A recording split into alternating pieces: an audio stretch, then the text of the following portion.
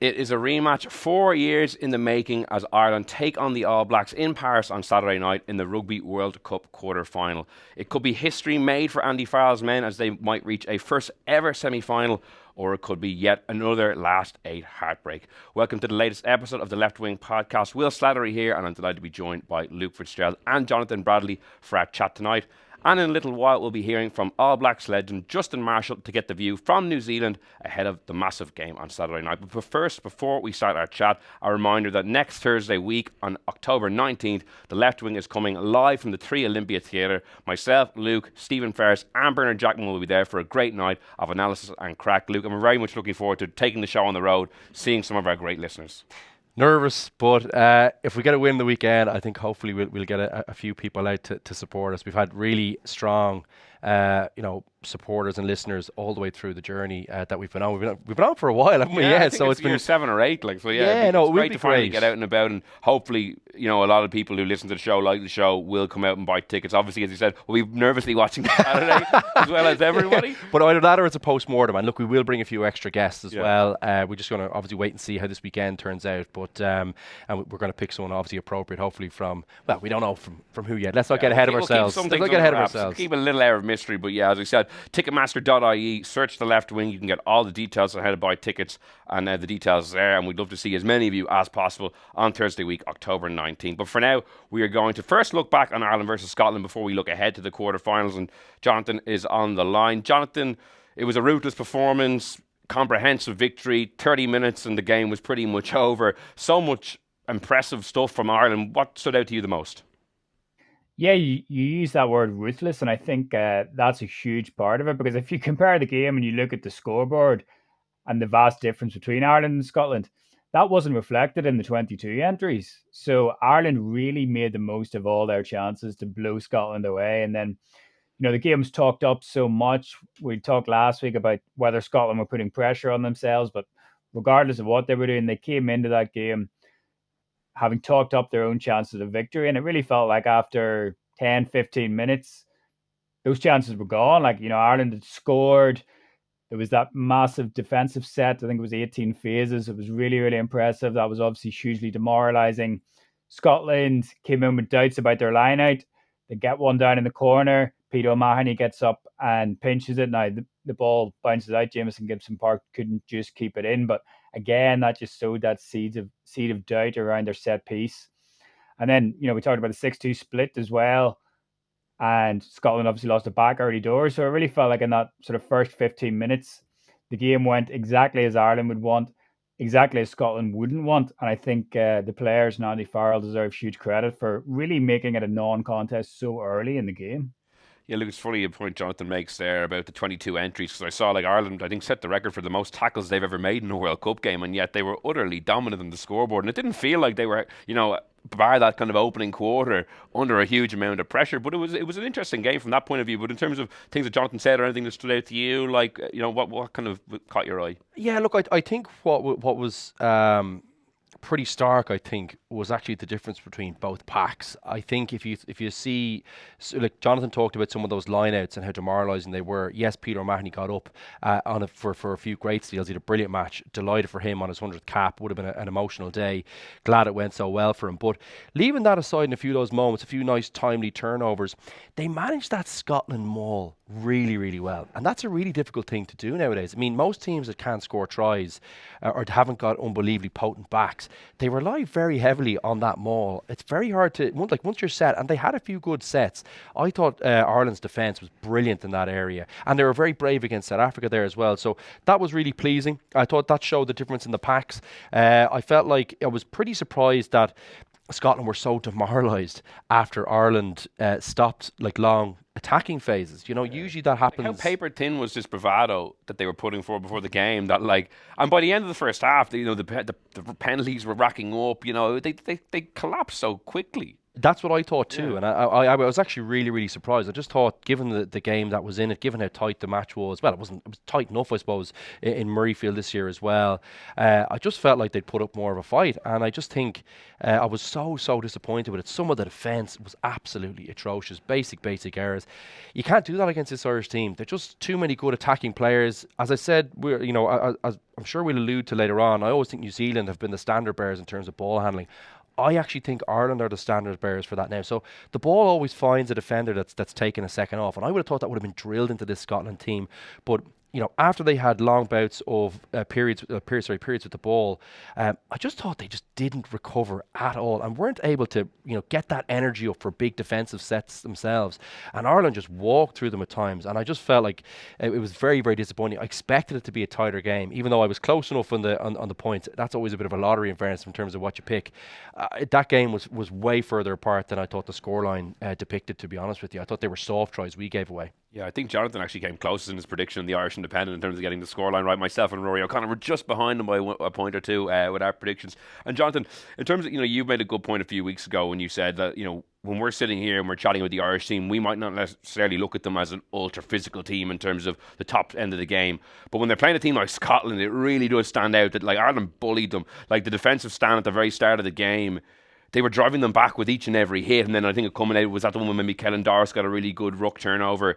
It was just really stark. And even listening to Johnny Beattie on the BBC podcast, I saw a video on Twitter earlier. He was kind of saying that Ireland completely beasted Scotland in the physical stakes. And when Ireland play a team like that, it really does show kind of the point you were kind of making a few weeks ago, I think. Yeah, like I think 100%. Like bullied, I think is a good word because that's what Ireland did. And I think if you again look across in the Scottish media and stuff, it is again just talking about the physicality of Ireland being their point of difference. And I think a huge part of it, of the way that we're looking at Ireland, does come through history, but it also comes a little bit through the fact that I think that we know Ireland are going to have to beat a France or a South Africa if they want to win the World Cup. And it's, I suppose, traditionally we're looking at those teams as being more physical. So it's again why we're talking about it. But yeah, bullied is 100% the right word. And then the Scotland performance, it was just, there was some really like heads gone stuff in there. In a World Cup game of that magnitude, to get a yellow card for a trip, like that's madness. Yeah. And then Schoeman's reaction. Schoeman was so lucky not to get. How he was not carded for that, for pushing Sheehan over the hoarding, I'll never know. But it was quite timely. The trip after the David Beckham documentary was just released, I thought they actually had lots of similarities. Like the ball wasn't even in play. Like it was absolutely ridiculous. That whole setup, I think, summed up their kind of like false bravado. Like so, Ollie Smith does a real cheap trip on Sexton. Sexton gives him a small shove and just being like, "Mate, what are you doing?" All of a sudden, the lads are piling in with their chests out. Like you can't hide your hatred for the Scots. It's not hatred. It's not hatred at all. And it's more like baffled amusement. Like because we teed this up last week, like their comments in the media, and this was before Blair Kinghorn came out with the most bullish comment. And the funny thing is, O'Mahony referred to it almost immediately in his post-match. He was like, I was kind of surprised at that. But it obviously really focused their minds. As I said that last week. I'd say Andy Farrell was loving the comment. I completely agree because I was having a conversation with someone else about this today, and I was kind of thinking about. They were asking me actually in the context of the New Zealand game. Will Ireland be thinking about what the New Zealand guys are saying in the press? Are there extra things that'll motivate them for this game? And I just thought, no, it's New Zealand, it's quarter-final. Where I actually think it might have played a part in the pre-match kind of geeing up of players was probably the Scotland game, where you were worried about there being a little bit of complacency, which we're obviously not going to have, I think, this weekend. Because Scotland, you could easily forgive this team for thinking, oh, we're just going to roll up. We could play 70% and still get over the line here. And obviously he must have used some of that because for Peter O'Mahony for that to be on the tip of his tongue and nearly, he wasn't really even prompted that hard on that. No, he brought it up himself nearly. So he obviously wanted to say like, your card is marked there. So yeah, look, it was very disappointing for Scotland. I think they should be a better team than they showed, but they just couldn't deal. I'm really glad you brought up the point Jonathan made a couple of weeks about how physical Ireland are. But to add to that, I would say Ireland were very smart and clinical too. Like they changed what they did at the line out from an attacking perspective. They got very, very conservative there and just said, you know what, let's just get the ball. Let's get the ball. Let's not get too jazzy. and try set phase. Let's just get our confidence back up. Let's have a really clean bill of health line-out wise. I thought they did that extremely well. And I think they knew once they got the ball in play, they actually didn't need to have unbelievably crisp ball from the back of the line-out to break Scotland down. And I thought as well, in general play, the accuracy at ruck time was brilliant, but also the ball handling ability and everyone's hunger to be in the right positions to give options. If you look at the like of Mac Hansen, who we hope is back fit, for Gary Ringrose to go through before the first Keenan try, you can see him. He works really hard around the corner. Brian just got a lovely little bit on his Twitter on it, or X, whatever we're calling it, and just getting into position, working really hard, but you can see him pointing at Ringrose to go through and throw the dummy. You know, he's just so in tune with the game, as is Lowe, as was Ringrose to pick it off. And I just thought they were the kind of key differences for me. I just thought Ireland were very, very clinical on top of being really, really physical, and it was a really nice combination. The problem for them now is they're going to need to go to another level, and I think the only real issue I see with them actually delivering that is whether is the injuries, and I'm sure we'll talk a little bit more about that. One other potential issue that I've seen people raise, Jonathan, and I don't agree with it, but I want to get both your opinions on it. And this is kind of 10 Ireland players. Well, we haven't seen the team for the weekend, but 10 Ireland players have started the first 4 matches. In contrast, we talked to Justin Marshall earlier. People will hear from him in a couple of minutes. He was kind of lamenting the fact that they played their big game in week 1 and haven't really been tested since. Did Ireland flag a little against Scotland in the second half? The game was kind of done, so I'm not really reading too much into it. But people have said it that potentially there's too many minutes in some of these legs ahead of what's going to be hopefully a 3-game stretch now in the knockout stages. Where do you weigh in on that kind of argument or theory? Yeah, I saw it there today actually, and it's interesting. But personally, I think if you look at the way Ireland manage their players, not through the past 5 weeks, but everything that Ireland do is geared towards being ready to play for the national team. Essentially, they've got the best player management in the world through central contracts, so it's not something to be particularly worried about. I would chalk it down more to the fact just that the game was won. The game got a little bit ragged. The defensive shape, they came out of it a wee bit. The TV cameras probably didn't help too much because Ian Henderson did look gassed on that Scotland try when the guy went outside him, I suppose, in a position where he wouldn't have wanted to be defending anyway. But I just think it's one of those things that this happens every World Cup where we have this debate about what's a good way for the fixtures to fall.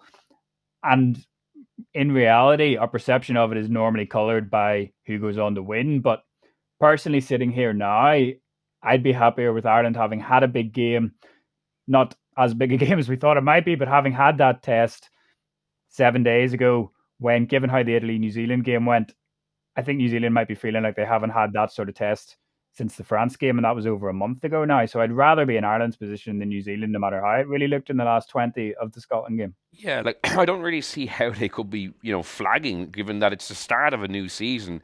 Yes, they played, a lot of lads have played 4 matches in a row, but Romania was a complete turkey shoot that wouldn't have been very physically taxing. Tonga was a medium turkey shoot. Yes, South Africa was ultra physical, but they had a week off after that, and sure, the bench was emptied after 50 minutes against Scotland. So I just don't get why they wouldn't be in prime peak physical condition to really have a run at obviously this game, and then if they win subsequent matches after that, what? Yeah, no, I think you're right. No, look, it definitely. We obviously are all watching. We obviously all have the same feed, and we're looking at the same things, because I saw that too, and I was thinking, I wonder about that. And yeah, look, it is. I think probably the key thing for me was. Maybe the key injuries to say, I think Ryan will be very important to get him back. I think he's really important to your bench, and I would love to see him get back.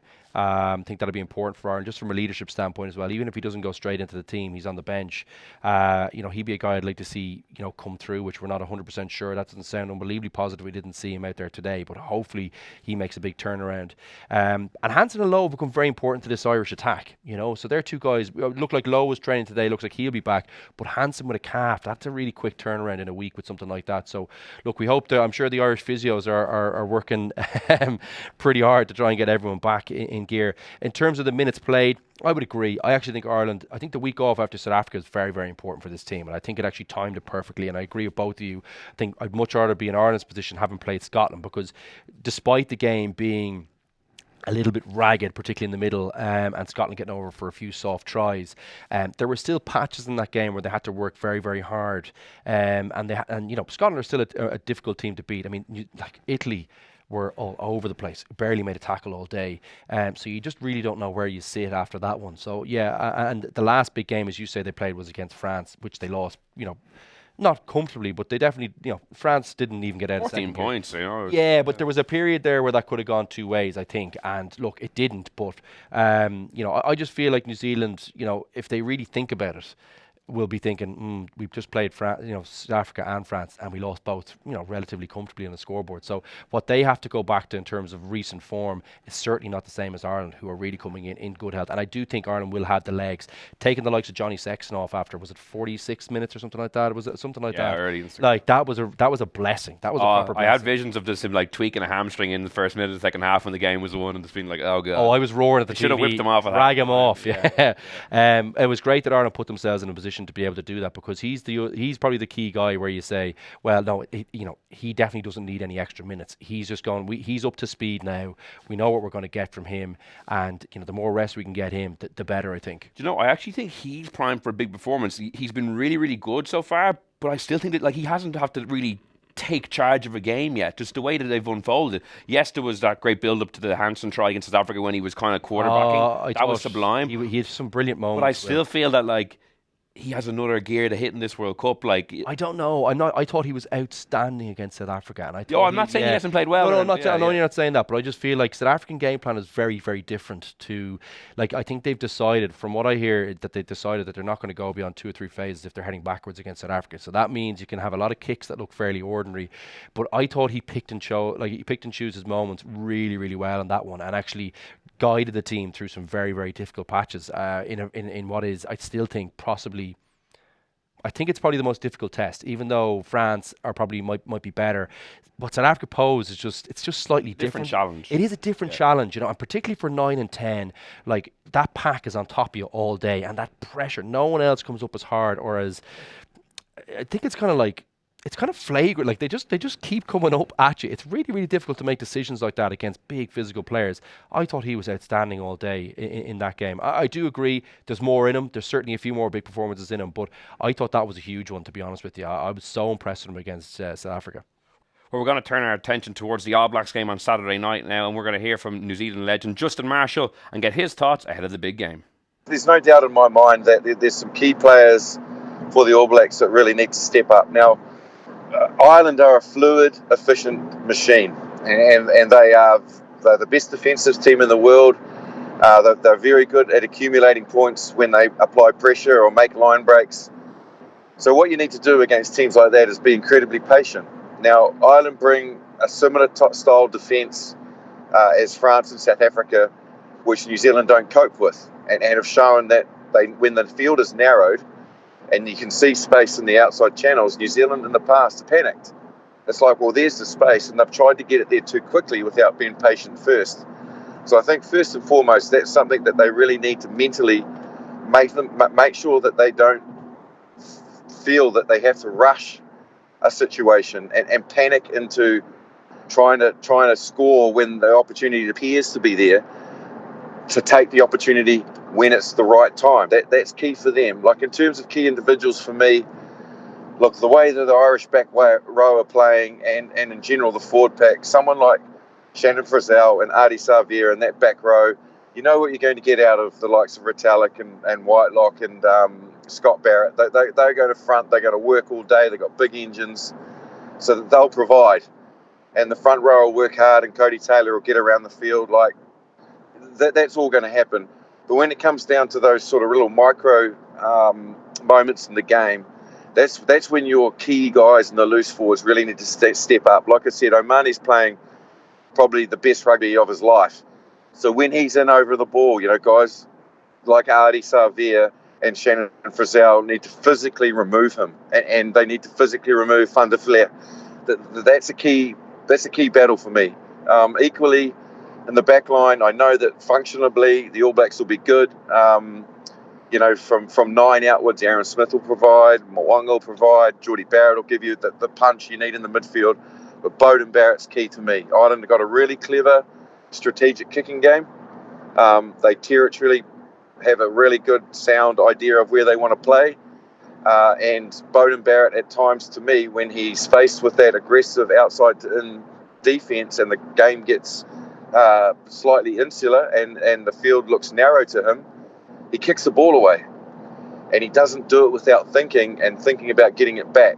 For me, if he can play well from the back, step up as a first receiver or second receiver, control Ireland's kicking game by being in a good position and being competitive in the air, and this is all assuming he's going to be picked, but I know Ian Foster pretty well, and I think he'll pick him at fullback. Not that I agree with it. Those three guys, Severe, Frizzell, and Beauden Barrett, to me, are pivotal. Yeah, good point you make about Ardie Savea. He almost single-handedly turned that series in New Zealand back in 2022. He was absolutely amazing, even in defeat for the All Blacks. And obviously you touched on a number of key players. What about Joe Schmidt in the coach's box? Obviously from an Irish perspective, we're very interested in terms of what he's bringing to the setup and the role he might play and try to unpick the Irish team this weekend. Like, how important a figure is he in terms of New Zealand's chance of success, do you think? I think he's important, but we've also got to be very mindful as a team that we can't over-focus on Ireland and what they do really well. I think it's very evident, and it doesn't take a brain surgeon to work out that they are going to be good in certain areas. I think Ireland have got, it's hard to say this and people go, what the hell are you talking about? But in terms of short passing game, I think they've got the best short passing game in the world. And I know that's come from Andy Farrell. I was playing with Andy at Saracens, and then he retired, and I was still playing, which is ridiculous because he was younger than me, but he wanted out. And then he became our skills coach. And I can tell you now, he was regimented and meticulous on passing. Passes out in front, making sure that the time with the ball in the hand is only for a split second. Transition passes, when they have width on them, they allow the defence to come to you. Ireland, between Gibson Park, Johnny Sexton, Bundy Aki, Ringrose, when even the wingers coming in, when Hansen and Lowe come in, and I'm not sure if Hansen's going to be fit, but anyway, they can put 3-4 passes in a 15-metre space to really hurt defenders, and that to me is something that I feel Joe Schmidt will know about, but I think that's part of Andy Farrell's innovation and what he's brought to Ireland. So Joe Schmidt will only be seeing it like everyone else is from the exterior. He wouldn't have. I don't think Ireland were playing like that when he was involved. What he does know about is the defence, and that's key. He knows what the defence is trying to do to you when you've got the ball and when you're attacking. They're trying to make you feel like you have no momentum, and the only option that you've got is to kick the ball away, because they feel that you feel like you're going to make an error in your own zone, or you're going to concede a penalty, and that'll concede points. And I feel that Joe Schmidt can educate the All Blacks on exactly the way Ireland defend and what they're trying to push you into mentally to make bad decisions, which the All Blacks have regularly done against that style of defence. And so they have to climb a big mountain to get their mindset right and understand what that defence does to you. And I think Joe's probably going to have a major contribution in that, more so than anything else, as they prepare this weekend. Yeah, really interesting. Completely agree. And I think Ireland, from my mind, have become, probably the best passing team in the world. I just really feel, particularly from 1 to 8 and the subs that come on the pitch for Ireland, reminds me of old New Zealand teams, whereby the ball always got to the person that was sleeping in the fence or someone that was a yard behind, because every team could pass the ball. And to my mind, that's the big strength of this team. So with that in mind, what do you think about the kind of defensive side of things? What are you targeting? Are you targeting that ruck, trying to slow it down, or line speed? How do you stop this Irish attack? Because I think that's really what turned the test series, was Ireland's ability to be able to score tries against New Zealand. How do you think the All Blacks will go about trying to stop Ireland's momentum in attack?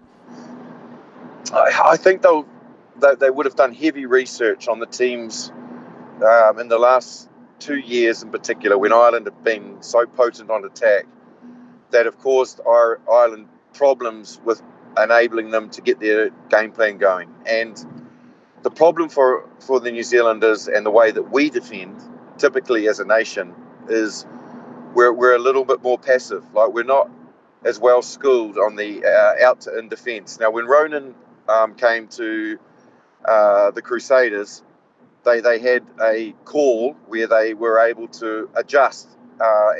So basically, we work on drift defence.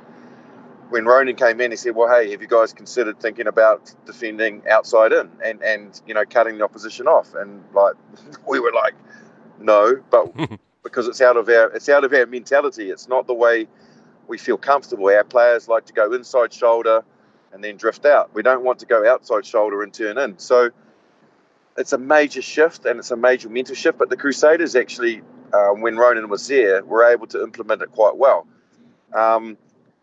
So what you've got to look at is go, okay, when South Africa brought good line speed to Ireland, to a degree, they slightly shut them down.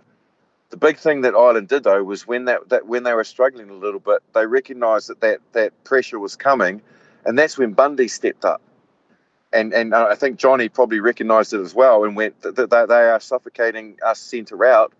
And so they just went short pass, bang, and Bundy went through, made a massive line break, bang, he made gain line, and then all of a sudden the defence is on its heels. So, look, in answer to your question, what did New Zealand do to stop it? It's hard when you've got intelligent players that recognise both styles of defence and they adapt and adjust. But you can't replace that type of intellect. That just comes with experience. Johnny Sexton's got, 70, 80 more caps than someone like Richie Mo'unga. So he recognised that South Africa were bringing that to them, and they started going short, and they brought James Lowen as a second receiver, first receiver, and that kind of confused South Africa. So I think in answer to your question, and I know this is I've said a lot, but it is basically recognising what they are doing and how they adjust and adapt to the way you defend them, and you shifting again. And continually making them have to adjust, because that puts Ireland out of rhythm. It's like, okay, now we're punching short, they're turning in on Bundy, they're turning in on our wingers, turning up, right, okay, but there's space on the outside, and then when you adjust, we adjust. Yeah, I know it sounds super complicated, but you've got to get your head around continually asking them questions on attack so that they are not comfortable and in rhythm. They have to adjust the areas that they're going to try and break you apart. It's a really interesting tactical breakdown. And before we let you go, Justin, maybe just get your prediction. Who's going to win on Saturday night and why? Streaming out across Ireland. I love my Guinness as well. Far out. I want to be able to walk into a bar, and get a nice Guinness and enjoy it without pissing everybody off, basically. But look. I feel that New Zealand need to produce a performance out the gate that they haven't produced in 2 years. They need to, I guess, play at a tempo and a physicality that we haven't seen them play at, and I haven't seen them play at, and I'm not sure that they can get there with some of the selections they're making, but they are capable as individuals to break a game open if they've got confidence and they start the game well, to beat any team in the world. But they cannot be ticking away at 85%, 92%. They need to be 95+% of their maximum potential to beat Ireland. And I'm not convinced that they're going to be able to get there. I think the pool's been massively harmful to us. We've not had enough resistance. Italy tackled at 63%, mate. 63. They fell off 38. Ireland won't miss those tackles. Yes, it made it look good. Everyone's going, New Zealand look amazing. They put 90 points on Italy, but Ireland won't miss those tackles. And then all of a sudden you got to reset and restart. So look, I've got to say New Zealand, don't I, mate? And you know that, Luke. You know were almost talking yourself out of it there. I know, but I want to paint the picture that I'm not entirely convinced. But I've got to say that I hope and in my heart really wish that New Zealand will find that performance, because they're going to need it. I feel they're playing the best team in the world and the best team that's made a statement at the Rugby World Cup, and the only way that you can beat them is to play out of your skin. And they've got that in them, but they need it now. They need it right now. So my prediction is New Zealand, but as you can see, I'm not totally convinced that that's going to happen. Well, Justin, thanks so much for joining us. Really appreciate it. Enjoy the game this weekend. Yeah, I certainly will. It's going to be an absolute belter of a weekend. Looking forward to it. Thanks for having me on, guys. Really appreciate it.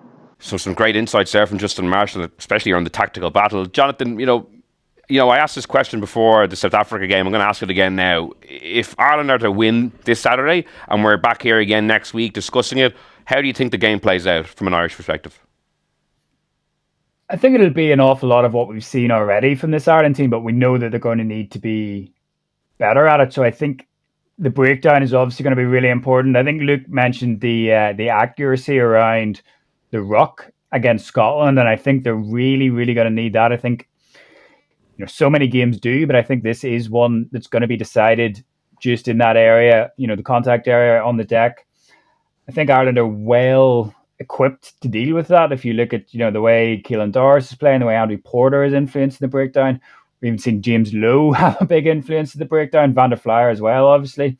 So I think just the accuracy around there, I think is going to be huge. And obviously we're recording this on Tuesday. Team will be announced on Wednesday, but it's really about hoping that at least one of those two wingers comes through as well. From your perspective, anything you want to add there in terms of like game plan going well for Ireland get out on the right side of the result? What will we see, do you think? I think the ruck. I think if Joe Schmidt is thinking about Ireland, if you're watching Leinster as well, and I'm sure they will have been, if they watched the test matches back last year, which I think they'd be crazy not to, or at least to gain some kind of insights. I think, and we asked obviously Justin Marshall what he thought. I was trying to get maybe at whether it's kind of chicken and egg for them. I think there is a bit of that. I think do you come up and put pressure on this Irish team and force handling errors, or do you attack the ruck? And I probably think they should be attacking the ruck. I think New Zealand's defence can be a little bit suspect, and off the back of that, I would be trying to slow down the Irish ball. I think they've got too many good decision makers. We talked about the short passing game, how good Ireland are there. If you can slow it down, it does change the complexion of that. And Ireland, like any other team, if you're kind of stagnant or heading backwards, very difficult to make good decisions. And plus, you often have times to have another defender in the line if it's a little bit slower as well. So that's another factor with slowing that ball down. I think that's really key because if Ireland score tries against them, I think Ireland win. I also think, defensively, I thought Ireland really stood up well against New Zealand last year. I think they need to do that again. I think United need to try and stop them at source, put pressure on them. They're going to have probably two playmakers in Barrett and Mo'unga likely on the pitch. Aaron Smith's service is outstanding. You need to try and find a way to slow them down. They still have guys like Ioane who can cut you apart from all over the pitch, and New Zealand will always have that. But if they can stop them in the tight, if they can stop Sevilla, if they can stop Frizzell, if they can stop those guys, Retallick, in the tight exchanges, that goes a long way to kind of stuttering New Zealand, and oftentimes you'll find they kick the ball, which I think will suit us. I think we're good in the air. The interesting thing from a New Zealand perspective is whether they try and attack us in the air. Because I think we should be attacking them there. I'd be looking to get under Barrett's skin. I know he's probably an all-time great of the game, but if he's a full-back, 100% I'm putting balls up on him. And I think the two New Zealand wingers aren't unbelievably good in the air either. So I would be trying to attack them in those areas and making sure I'm watertight defensively. Because I think sometimes with New Zealand, you can kind of sit back and admire all the fancy play. You need to get up in their space because they will win collisions. They've got great athletes still. But if you can make those collisions happen a little bit further back, you don't need to dominate them all, Will. That's the big thing. It's kind of similar to South Africa and France, the big teams with the great athletes. Just make sure the collisions happen a bit further back. And goes without saying, Ireland line-out is absolutely key in this one for Ireland. They've got to get line-out ball again. And I actually wouldn't be unbelievably surprised if they went to a similar tactic of just making sure they win that bloody ball. Because if they do that and they have their hands on the ball against New Zealand, I feel like they can break them down. Jonathan, if I'm doing a kind of heavyweight boxing style tail of the tape between the two teams, I'm looking at current form lines. Ireland have a stronger form line, beat South Africa, beat Scotland, unbeaten in the pools. New Zealand lost heavily to France in the opening game. Form lines over the last 2 years, massive tick in Ireland's favour as well. Well, they've won 28 of 30. New Zealand have been heavily defeated by South Africa. Ireland twice by double digits over there. Yeah. If you go down the two team sheets as well, like this is sacrilegious to say almost looking at an All Blacks team, but there's not that many players I would take on that team and swap them in for an Irish counterpart. the head coach, I think it's no contest in terms of Andy Farrell and Ian Foster. I feel like if I covered the name New Zealand and just took everything else on its merits, I would be going into this game, and I'm already pretty bullish, and I actually have a book flights to the final as well, so I'm You're going all in. I've already gone all in. But, sorry, you better be right. But I'm just looking at these things in isolation. Obviously, people can disagree with the few points I've made there, but I think it's quite comprehensively favourable. Obviously, it depends what happens over 80 minutes, but the kind of the mood music, the kind of the signals before this game look to be pointing one direction. That's why Ireland are favourites. Well, like, as strange as it seems to say, like, Ireland are the bookies' favourites. This isn't the case that we had 4 years ago, where Ireland were talking up their chances and we maybe foolishly believed them, and there was a sort of groundswell here that Ireland were going to beat the All Blacks in a World Cup quarter-final. This is across the board. This is why everybody who's been watching this World Cup thinks that Ireland are going to win, and it's really, really incredible how rare that is. There was a piece in the New Zealand media there during the week that since sports betting became legal in New Zealand, the All Blacks have played 359 games. They've been underdogs in 5 of them. And all 5 were away to South Africa. So that's how rare this is. The New Zealand are actually underdogs, not going into a game against Ireland, but going into a game against anyone. And I think a huge part of that will fuel the belief. I think another thing that fuels Ireland's belief is going to be how unfamiliar a lot of these players are with World Cup quarterfinals, how unfamiliar a lot of the players are with this long losing streak against the All Blacks. The likes of Keenan, Doris, Porter, Sheehan, for different reasons, Lowe and Hansen. 111 years of losing to the All Blacks means nothing to those guys now. They've beat them more than they've lost to them. So there's an incredible shift in both camps in terms of mentality and the psychology around this game. That's a real fascinating part of the build-up to it. But it's exactly as you say. Comes down to the 80 minutes. So we're not talking about Ireland are going to get to the semi-final because they should. They have to go out and show it, and they have to go out and do it in the 80 minutes, because this is not a team, like, while it's not a historically great All Blacks team, it's still a team that's good enough to beat you if you don't go and put your best out there. Like, me, they're the 4th best team here, but like, the 4th best team, and the gap to the 3rd best team is considerably smaller than the gap from the 4th best team to the 5th best team.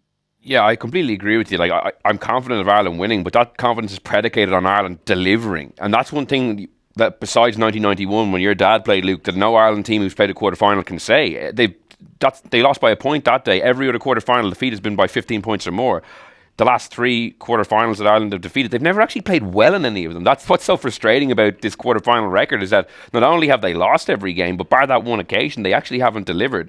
Would you have any kind of concerns just about that baggage? Like, I know this team doesn't seem to be affected by it in any way, shape or form, and I don't think it'll rear its head at the weekend, but at the same time, we've never gotten past the quarterfinals. Like, there has to be maybe some little intangible worry that could seep in, or is there?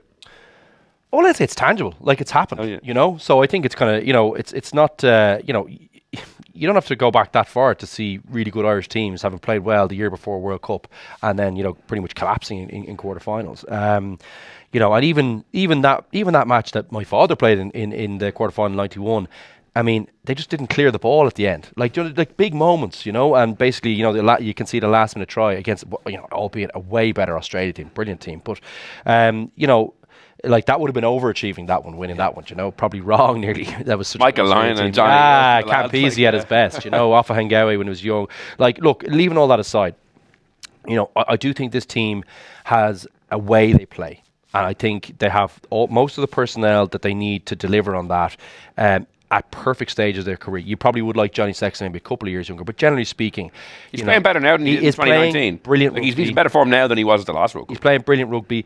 You think about Ireland's bench, and this I think is probably a key factor in the game as well. Most of those guys are playing very, very well. really, really well. I think Kelleher's throwing was a little bit dodgy, but I think he gets that right, and he did get a few right before he went off, I thought. Now Sheehan obviously I think is playing a little bit better than him, but Murray's playing great rugby. You have options there. You've got Conan probably coming in there, who's very fresh. You've got Baird there. You've got loads of options on this bench. You've got even McCarthy, if say you decide to go a different way on the bench. I don't think they will, but he's playing very well as well. So Ireland have lots of options there. Henshaw looks like he's back as well. That could be a key factor in this game as well that we probably haven't discussed. And even Crowley, I think, looks like he's set for a massive career. Looks built for the big stage. Looks physical enough to last the pace. So I just think all the tools are there. I think this coaching staff has a great way of not offloading pressure, but embracing pressure. And I think they'll probably be able to, they have so far been able to get the team to deliver on the big stage. Now, I know England wasn't a great performance, but they still got the job done in highly pressurised circumstances in the Six Nations. If they play like that on Saturday, they lose. 100%. I wouldn't be going to that one necessarily. No, I'm just saying that they still won the game well, and it was a stodgy enough one. England made that fairly stodgy, and I think they still got through it. So I think this team has the ability to do that, because this New Zealand team, they're not vintage, as Jonathan alluded to. So it could be a stodgy one. It could be a nervy one. Both teams could want it that little bit too much. It could be one of those really kind of finals type footy games, if you know what I mean. And I still see Ireland having the ability to come out in one of those type of games where it's not all the flash, where no one delivers and all the fancy ball handling and there's big tries from 40, 50 out. So I just think there's lots of ways I see this Ireland team winning, and I think the only way they don't is if they show up at 85%. Funny, just as a complete aside, the England game, that's one of the few times I actually think Andy Farrell got the preparation a little bit wrong. I think it was built up almost too much. All the families being at the team run on the Friday, it just became this massive, Ireland finally going to win a Grand Slam on home soil. It almost became too big of a coronation, or kind of the pressure on to deliver, and I think that maybe that little anxiety you saw in the first half was maybe down to that, but obviously they won the game anyway, so it worked out in the end. One question, last one on the mentality. You played in the quarterfinal in 2015. Do you remember, were you just focusing on the here and now, beating Argentina, or was there any thoughts in your own head, or did you detect anything in the squad about that quarterfinal pressure generally? Do you know what? I think that was I always talk about this one. If you think about the personnel that we lost in that one, obviously my situation was different because I was fuming that I was sitting on the bench. I just knew I should have been playing. But leaving that aside, that did focus my mind a lot. Gerard Payne, Johnny Sexton, Peter O'Mahony, Sean O'Brien, Paul O'Connell, all out of that game. If you took the equivalent out of the New Zealand team, which was an unbelievable team, you took Carter, you took Conrad Smith, you took Retallick, you took McCaw, and you took Kino out, they'd be a very different team too. When you put it that way, I think that does show you. Schmidt gets tired with this brush, and look, 19 was not a good performance, and I thought he had some bad selection mistakes there. But other than that, he got tired with a bad brush in 15. That was a really difficult thing for any team to have to try and deal with. 5 of pretty much your best players. And look, to come back to your actual question, I just did want to caveat with that. I was solely focused on that Argentina team, and I think the whole team was as well. I just felt like we couldn't really deal with all that change and all the kind of the really key guys missing in what was a massive game against an Argentina team that was outstanding. They actually had quite a close match with New Zealand in the first match of the tournament. The first match of their group, I think it was 25-16 or something like that. So they were a really, really good team. So we were kind of aware of that too. Still felt we might have had enough if we played really, really well. But I know the focus was squarely on them. We just probably didn't have enough firepower to stave them off and to contain that attacking threat. They were playing brilliant rugby at the time too. Speaking of Joe Schmidt, Jonathan, like Luke mentioned there, and you kind of talked about how the rivalry has kind of been redefined, and no one did more for that than Joe Schmidt getting the first win in Chicago, following that up in 2018, and now he's on the other side with the All Blacks this time around. And it's such an interesting, I'd love to get his opinion, Jonathan, of when he listens to these interviews coming out of Ireland camp, Ireland players discussing his camp, and despite all the success they had, the issues they had with it, what he must think of the legacy he's left in terms of it's not the most effusive kind of look back, is it, on how he coached the team or the environment he fostered? No, well, I think we know for sure you're never going to get Joe's actual opinion on most things, certainly not that. But I think it's actually really interesting the way the Schmidt era is now being framed, and it's largely being framed because of those snippets of player coach. But I don't think the players that are giving these bits and pieces to the media, I don't think they mean to sort of disregard what Joe Schmidt did, but because of the success that Andy Farrell's had, and because of the way 2019 ended, there's almost this like revisionist history that like Joe Schmidt wasn't brilliant for Irish rugby. And it's a really, really curious thing, because if you remember whenever Joe was leaving the post, he did that sort of, I suppose, lap of honor at the end when his book came out, and he was still being feted for everything that he'd done for Irish rugby.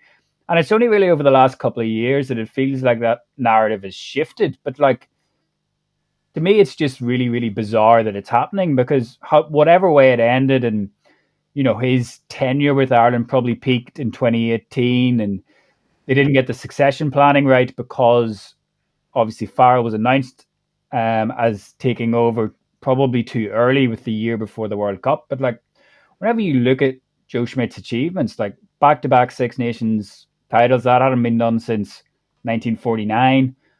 First win in South Africa, a Grand Slam whenever they had to play England away and France away, and of course beating the All Blacks for the first time. So it's just a really, really strange element to this game, and I suppose to the discourse around Irish rugby over the last 2 years, that it does seem like people are trying to minimise what Joe Schmidt did here. And there is that real contrast between Farrell and Schmidt's styles, and I think that plays a big part in it. But there's nothing to say that the success that Ireland are having now, they would be having without the work that Joe Schmidt did in Irish rugby over a really, really long period of time. Yeah, completely agree. Like, I think he's been very misrepresented the last couple of weeks. I have to say, always unbelievably impressed with Joe. His knowledge of the game and his ability to break down teams, break down his own team, figure out what they're good at, what they're not good at, and be able to play and implement a style that suits them. His understanding of just the pure rugby, about what's important about making you successful, and then his ability to break down teams, and the way he could kind of foresee who was going to be in a certain position and how you might be able to manipulate that person.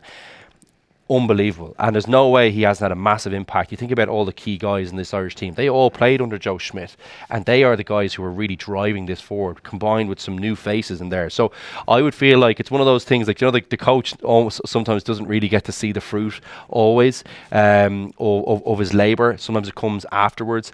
I would say the big building blocks of this team have absolutely been laid by Joe Schmidt. And then the little bit of extras, I think the bit of attacking flair, the little bit of freedom that some of the players are playing with, there are extra things that have been brought in subsequent to that. And I would say he's the last person you want to have in a coaching ticket opposite you. He's just an excellent coach. Now, it doesn't mean that Ireland can't overcome that or need to be fearful of that, but you have to respect that. And his record, while at World Cups were disappointing, I think 15, I explained, I think, why that was a bit of a harsh one to judge him on. 19 was not a good one to go out on. And for lots of different reasons. He got a few things wrong there, I think.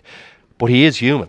And I would say, if you look at his record, outstanding wherever he's been. It's funny you say he is human, because at the end of 2018, and you touched on it there was a perception that he was this like rugby savant that literally he could. He is definitely that. He is, but that what happened in 2019 was unfathomable to kind of the Joe Schmidt that had been built up in our own heads from listening to players talk about him to looking at the on-pitch results. And 2019 was such an about turn from the highs of 2018 that it naturally left on a bad note. And I think do you know what, Will? He runs such a tight ship that after that period of time.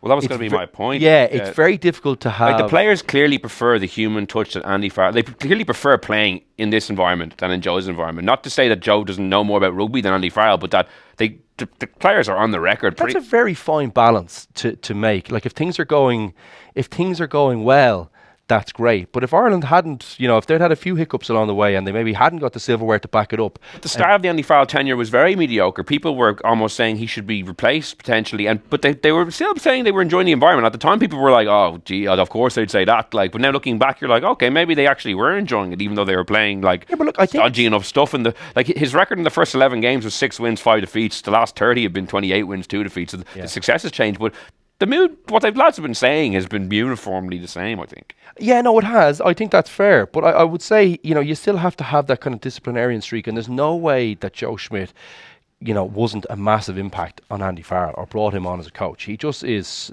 You couldn't be talking rugby around him for that long and not be going, wow, like this guy is impressive. He really puts in the work. He really understands the game. Like there's no way that that's not the case. So that's why probably we talk about misrepresented. Like I think Joe is an unbelievably impressive guy, but he is difficult to work with. I think he likes to control a bit of everything, kind of like a bit of a school teacher versus say like.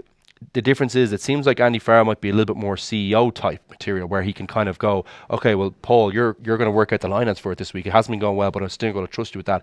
I think Joe found those kind of things maybe a little bit more difficult. Sorry, I know he did. Yeah. And, I think he would always have found it hard to let people kind of, plot their own path. He just loved to plot, have as much input and control over his own destiny as possible, which is very difficult in a team environment. But he did it brilliantly for a really long period of time. And it worked really, really well nearly everywhere he went to. So it's very hard, but very, very hard to see, why he wouldn't be trying to implement that again. That kind of way, that's always worked for him. And I think that plot for most people in most walks of life, working harder, having as much control as possible on as many things in your destiny is a nice place to be. But there are times where it just, when it's not going well, it's bloody difficult to be in that environment and to have so much pressure on you. And I think that probably compounded why things went wrong in 19 for him. Aside from probably some a little bit extra, that little bit of loyalty I think he had to a few guys who he probably should have said, look, it's past, unfortunately, you need to move on. For a guy who was so ruthless all the way through, I thought he was ruthless in the wrong places at the end, like Devon Toner, and wasn't ruthless then in other places, so it was kind of an interesting way he finished, Do you want to come in, Jonathan? Yeah, I think that's actually interesting, because one thing I've always found curious is the idea that people had run out of, whether it be patience or whether it be just the ability to work in that environment. The thing that I always wondered why or how that could be the case was obviously the Leinster guys had been working with him for a lot longer than everybody else. So why did the Leinster guys not get that fatigue that apparently everyone got in 2019? So I think what Luke's saying is interesting, because that comes down to selection rather than just, we can't work in this environment anymore, or we've reached our end of the we've reached the end of the tether with how demanding this guy is. Because for that to be the case, then surely the Leinster guys would have experienced it. You got to be winning. I think winning always helps, Jonathan. I think that's the key thing. When you're winning, it's easier to be, to have someone as demanding, because you can kind of see the results. But when it goes a little bit wrong or awry, that's probably where you get a little bit exposed. And if you haven't built up really close friendships or anything like that, that's probably where the gap finds you, that kind of way. If you're in Joe's shoes, people kind of say, well, look, no, I'm not going to take this now. This isn't working, And I think I always found it at the start of his career, and it's different in international as well. You just don't. You have smaller windows of players, so you probably have to be a little bit more loyal than you would be at club level, where you can see people week in, week out. Like this was a guy who nearly dropped Brian O'Driscoll, Now ended up, nearly, yeah, no, he did, nearly, it was close. Like Owen O'Malley had a brilliant game over in Claremont. He rated Owen O'Malley really, really highly, and almost selected him ahead of him for a key Heineken Cup game against Cardiff. It was a real touch and go decision. So I would say he really lit a fire under Brian O'Driscoll, but he always did that brilliantly well. He wasn't afraid to drop big players in big games, and that was something that I feel like he probably felt he couldn't do as much in the international jersey, just because he doesn't have 8 weeks with you to train you up for the big Heineken Cup game. You come into camp 2 weeks before, you kind of have to go, well, who's delivered for me before? And I felt that was probably a little bit of a trap for him towards the end, as he was just a little bit too loyal. But look, make no mistake about it, the guy is a brilliant, brilliant rugby mind. One of the all-time greats, I think. One of the reasons I think that... I'm sure he doesn't spend too much time thinking about it or anything, but he didn't have Hugo Keenan or Doris or Shane. Those guys were sort of just hadn't emerged yet. They were a year or two away, and I think those guys really would have refreshed the team around then. If you look at, we're talking about loyalty and maybe players that he picked a little bit too long, there wasn't really a huge amount of those players putting their hands up to take those jerseys away, like there would have been, 2 years later when all those guys sort of came through and have done so well and been such a huge part of Andy Farrell's team. Yeah, fair point.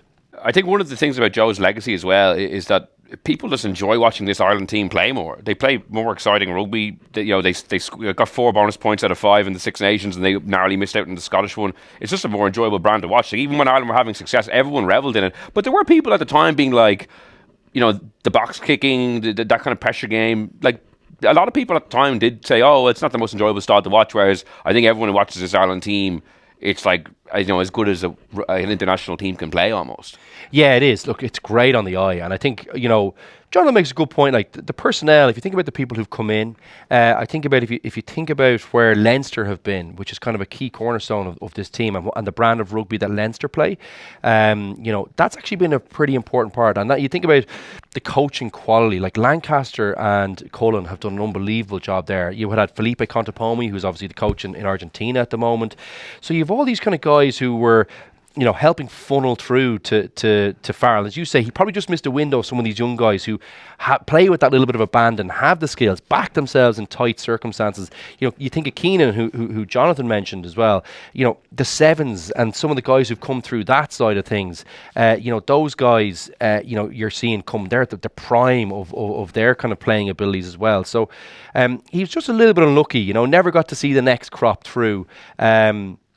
I would argue there was still a few guys that he probably just overlooked because he didn't like it, like the Zebos, and that would have made a big difference, I thought, to the likes of Joe's team, just because he would have opened up the pitch to them. But I think he did get a little bit unlucky with the timing there as well. So, and I think he probably didn't have as much underneath him in the provinces at that period as well. They weren't playing as well towards the end of his towards the end of his tenure. They were in Leinster, but just the 15-16, a lot of what was going on that was great in Ireland was because of Joe. And we were really focused on that, I think. So, I think Farrell is getting the fruits of lots of good work underneath him and lots of planning. You think about where Ireland were at the time he was there, like the reliance on Mike Ross, and you look at all the quality underneath now. Porter coming through, but the reliance on Healy for Schmidt, massive. You think of the hooker situation now. I mean, those two guys are probably two of the best players in the world in that position. So, timing, as Jonathan said, is a very important thing in all this as well, and it gives us a little bit of perspective. But I will say, you have to give the coaches of this team credit too. You still have to get, even if it is a perfect blend of youth and experience, you still have to get them all singing off the same hymn sheet. And that's how you get, consistent performances. And that's why I think this Irish team are so good in the eyes, because they've been able to do that and get this out of the team.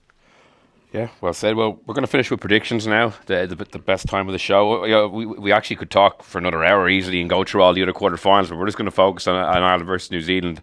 I'm going with Ireland. Jonathan, I think, as I said earlier, I think they're primed to finally get over that quarter-final hurdle. I think they have a better starting team. I think they have a better bench. I think they're in better form. They have better coaches. So all in all, I think they're well set up for this weekend. How do you see the game going? Yeah, the same. Like, I think we can separate this from all the other quarterfinals apart from 2011. Like Luke sort of outlined why 2015 is different. But I think this is the second quarterfinal that Ireland have been in that they're going into it and they should win. Like, we talk about underperforming, and they obviously did underperform to get beat by as much as they did, but they're going into this one and they should win. And I just think that the level of confidence that they've had, a lot of what Luke talked about there and instilling that mentality that's come through Farrell and stuff, I don't see them tripping up on the history. I think they're probably going to win, I would say, in the region of 10. I think it'll be close in the last quarter. I think it'll be a live game, but I think Ireland get the last score. Oh, 10. What are your thoughts? Have you said yours yet? You think Ireland? What have you got a point? No, yeah, I think 6 or 7. I think they win, and I don't think it's in doubt in the final minute or two. I think Ireland. I think the last 5 minutes there's a kind of a zombie Fields of Athenry vibe going around. I'm gonna be in Paris. I've already been in person for 2 quarterfinal defeats, so I'm hopefully not going to complete a hat trick. I was in New Zealand for the Wales game, which is Jonathan mentioned there. That was a sickener. I was at the Argentina game as well. Okay. What am I going? I think Ireland win, and I think it's 4 points. I actually think it is a tight game. I think Ireland come out on top. I think the Irish pack just have a little bit of an edge. I think our front row is better. I think our back row is better, and I think because of those two things, we edge it out. But it's a tight one, and we have to defend out of our skins against these guys. We just have to. It's going to. That's the thing that we actually didn't really touch on. They are still absolutely lethal if you do not defend well. I'm saying they're not a great New Zealand team, but exactly screaming through. Exactly. That's why the confidence, as I said, is predicated on Ireland hitting a 10 out of 10 or a 9.5 out of 10 performance. Anything less than that, they will be beaten. So I completely agree, and I think you'd always be nervous against New Zealand just because they have some guys who can break the game open for you, and they probably still might have a slight edge in terms of the athletes in the back, just the pure athletes. I think we might actually have better rugby players than them, but it's a bloody tight game for me, and I think if it's parity at scrum and we get a little bit of dominance at line out, I just feel